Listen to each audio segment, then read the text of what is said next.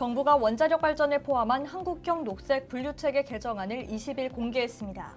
그러나 2050년까지 사용 후 핵연료 등 고준위 방사성 폐기물 처분 시설 확보를 단서 조항으로 단 EU의 텍소노미와는 달리 K텍소노미는 확보 시한을 제시하지 않아 큰 반발이 예상됩니다.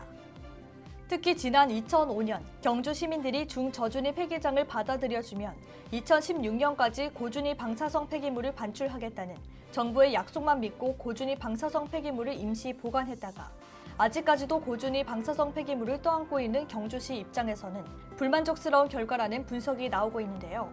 환경부는 이날 K텍소노미 개정안을 공개했습니다.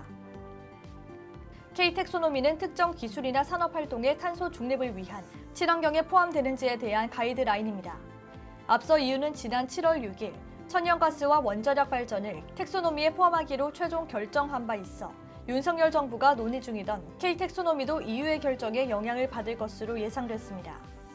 이 때문에 EU 텍소노미에 2025년까지 기존 원전과 제3세대 신규 원전의 사고 확률을 낮춘 사고 저항성 핵연료를 적용해야 하며 모든 원전은 중저준위 폐기물 처분을 위해 운영 가능한 처분 시설을 갖춰야 할 뿐 아니라 2050년까지 고준위 폐기물을 처리하는 처분장을 마련하기 위한 구체적인 계획을 내놔야 한다고 명시된 부분이 K텍소노미에도 반영될지 여부에 관심이 집중됐습니다.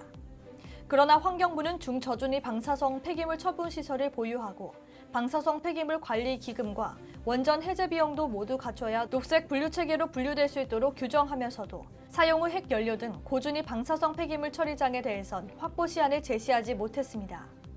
경주시 월성원전 방패장 민간환경감시기구 감시위원회 관계자는 지금까지 부지 선정에 그렇게 어려움을 겪었었는데 쉽게 진행되지 않으리라 본다며 사실상 정부가 지금처럼 방패장 확보 없이 고준위 방사성 폐기물을 임시 보관하는 방식으로 원전을 운영하겠다는 의지를 표명한 것이라고 지적했습니다.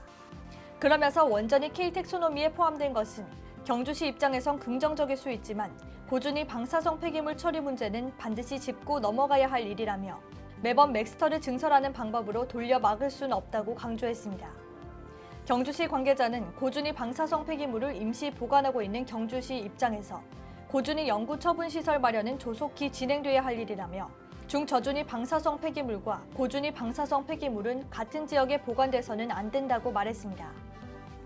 이어 정부가 하루빨리 고준위 연구 처분 시설을 마련해야 할 것이라고 말했습니다. 지금까지 아나운서 은결이었습니다.